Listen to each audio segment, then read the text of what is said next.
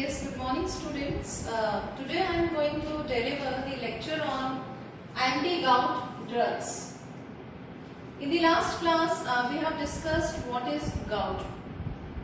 I am just repeating it. See, gout, it is increased in the uric acid production.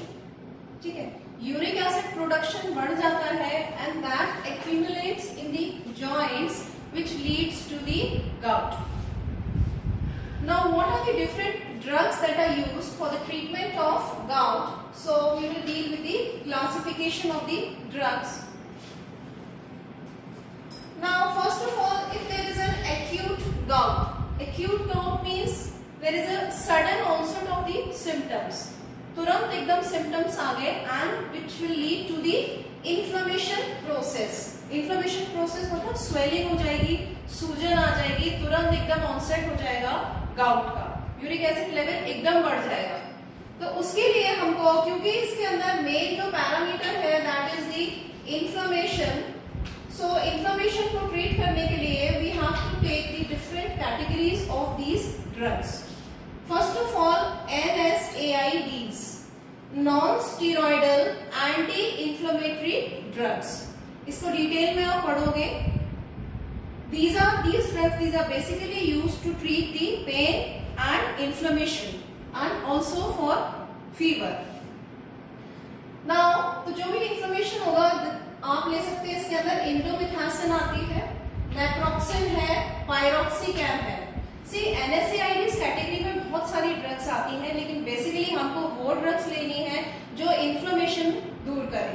तो mainly पायरोक्सिकैम, indomethacin है, इनका anti inflammatory role काफी अच्छा होता है इन योर NSAIDs. तो ये गाउट में दी जा रही है. देन सेकेंड आती है कॉल्चिसिन.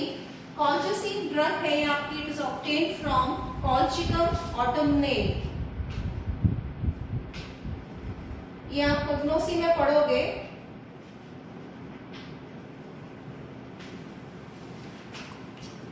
नाउ देन सी, ये भी इसका भी एंटी इंफ्लेमेटरी रोल होता है. Another category is corticosteroids. These are again used to decrease the inflammation. So the different drugs which are used to treat the acute gout, mainly the inflammatory process, they are the NSAIDs, non-steroidal anti-inflammatory drugs, colchicine and corticosteroids. Then इसके बाद आता है आपका chronic gout. Chronic gout मतलब लंबे समय तक वो डिजीज आपका चल रहा है and it is producing the pain and inflammation. Now chronic gout के लिए हमको डिफरेंट कैटेगरीज की ड्रग लेनी पड़ेगी. Number one is uricosuric agent. Uricosuric का मतलब होता है, सी यूरिकोस, यूरिक मतलब which will increase the uric acid excretion. मैंने आपको बताया था कि यूरिक एसिड लेवल बढ़ रहा है तो या तो वो ओवर प्रोडक्शन हो रहा है यूरिक एसिड का, या अंडर एक्सक्रीशन हो रहा है, यानी proper uric acid excrete out body से नहीं हो रहा है. तो हमको उसको निकालना है बॉडी से.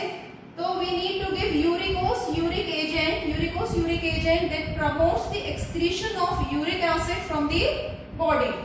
तो उसके अंदर आपकी आती है प्रोबेन एसिड, ये ड्रग है, नाम है याद करने पड़ेंगे, सल्फेनपायराजोन.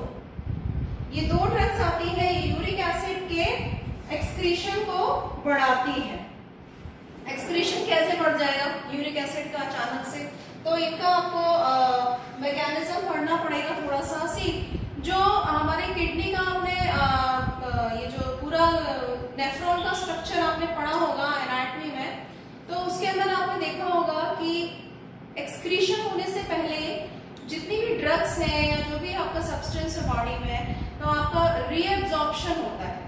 ठीक है, कुछ इंपॉर्टेंट प्रोडक्ट्स होते हैं वो रीएब्जॉर्ब हो जाते हैं बॉडी के अंदर.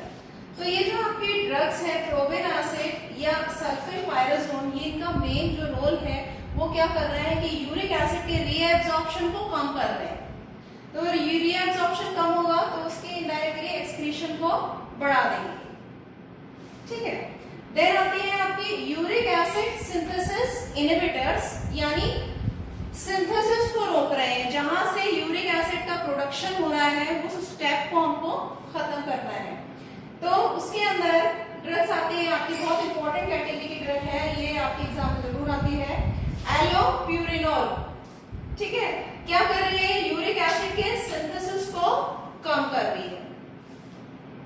देन थर्ड आती है आपकी यूरिकेस माइमेटिक ड्रग। यूरिकेस एंजाइम है, यूरिकेस एंजाइम है। मैंने आपको जब गाउट पढ़ाया था तब बताया था मैंने आपको, जो स्मॉलर एनिमल्स होते हैं जैसे रेप्टाइल्स हैं, लिजर्ड्स हैं, इसके अंदर क्या होता है कि जो यूरिक एसिड होती है वो आसानी से एक ऐसे सॉल्युबल फॉर्म में कन्वर्ट हो जाती है जो आसानी से एक्सक्रीट आउट हो जाए बॉडी से।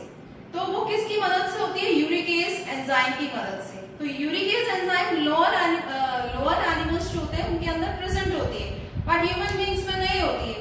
तो हम कोई ऐसा सब्सटेंस बना सकते हैं that which resemble this enzyme. तो यूरिकेस एंजाइम, यूरिकेस माइमेटिक मतलब उसकी नकल उतारना। हम यूरिकेस की नकल उतार रही है हमारी ये ड्रग, जिसका नाम है पेग्लोटिकेस। क्या नकल उतार रही है यूरिकेस की? कि जैसे वो यूरिकेस एंजाइम जो लोअर एनिमल्स में होती है वो आपकी यूरिक एसिड को एक सॉल्युबल फॉर्म में कन्वर्ट कर देती है जिसकी एक्सक्रीट आउट हो जाए। सेम ये ड्रग आपकी कर रही है पेग्लोटिकेस। पेग्लोटिकेस भी इसी तरह से काम करती है। पेग्लोटिकेस क्या कर रही है? आपकी जो यूरिक एसिड है वो यूरिक एसिड को एलेटोइन में कन्वर्ट कर देती है। This allantoin it is a soluble form, this can be easily excreted out from the body. तो इस तरह से आपकी ये ड्रग्स काम करती है। अब इसको मैंने थोड़ा फ्लो चार्ट में आप लोगों को बताया है कि बॉडी के अंदर कैसे यूरिक एसिड बन रहा है। सी देखिए, हाइपोक्सांथीन ये प्यूरिन मेटाबॉलिज्म का प्रोडक्ट है। जब आप न्यूक्लिक एसिड हमारे सेल के अंदर होता है, ठीक है, न्यूक्लिक एसिड का मेटाबॉलिज्म होता है तो उसके मेटाबॉलिज्म का ये स्टेप है। हाइपोक्सांथीन है, hypoxanthine it is converted into xanthine with the help of enzyme xanthine oxidase. This xanthine is then converted into uric acid. तो ये हाइपोक्सांथीन जो xanthine में कन्वर्ट हो रहा है with the help of this enzyme, अगर हम इस एंजाइम को रोक देंगे, अगर इस एंजाइम को रोक देंगे तो यूरिक एसिड बनना बंद हो जाएगा। सी ये स्टेप है, xanthine oxidase की मदद से यूरिक एसिड बन रहा है। तो इस एंजाइम को अगर मैं रोक दूं तो यूरिक एसिड नहीं बनेगा। सो ये काम कौन कर रहा है? आपका allopurinol. Allopurinol it inhibits this enzyme xanthine oxidase. As a result, the uric acid is not able to synthesize. यही हमने यहाँ पढ़ा था, यूरिक एसिड सिंथेसिस इनहिबिटर। जो यूरिक एसिड के सिंथेसिस को रोक रही है ड्रग आपकी एलोप्यूरिनॉल, हाइपोक्सांथीन को यूरिक एसिड में कन्वर्ट नहीं होने देगी।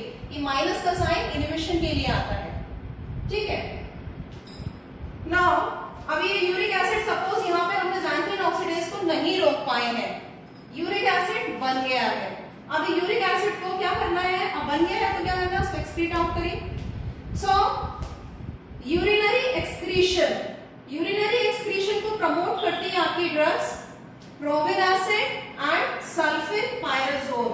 जो यूरिक एसिड इंक्रीज हो गया है आपका, उसको एक्सक्रीशन को बढ़ा रही है आपकी ये ड्रग प्रोविन एसिड एंड सल्फिनपायराजोल, जो कि आपने यहाँ पढ़ा है यूरिकोस uric.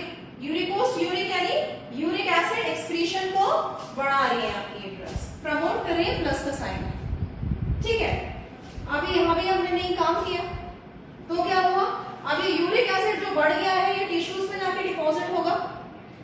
Tissue deposition of sodium urate crystals, जो आपकी जो साइनोवियल फ्लूइड है वहां पे डिपॉजिट हो जाएगा and then it will lead to the inflammation process.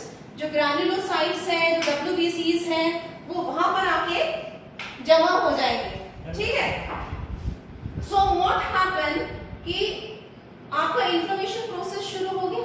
अब क्या करेंगे? हमारी ये इन्फ्लेमेशन प्रोसेस को रोकेंगे ये सारी ड्रग्स, ठीक है। तो इसमें से कॉल्चिसिन एक है और भी कॉर्टिकोस्टेरॉइड्स हैं या NSAIDs हैं, आपकी ये सारी इस इन्फ्लेमेशन प्रोसेस को रोकेंगी। सो ये इनहिबिशन का साइन है, माइनस साइन है, ठीक है। तो इस तरह से आप एंटी गाउट जो ड्रग्स पढ़ेंगे, आपको एटलीस्ट ये क्लासिफिकेशन भी याद हो गई तो आपको सारा याद हो जाएगा, क्योंकि क्लासिफिकेशन में सारा बता रखा है। नाम को याद करना पड़ेंगे आपको। यूरिक एसिड सिंथेसिस इनहिबिटर्स है, तो ये आपके एलोप्यूरिनॉल हो गए, और ये थोड़ा सा फ्लो चार्ट आपको याद कर लेना, ठीक है। So that's all for the today's class.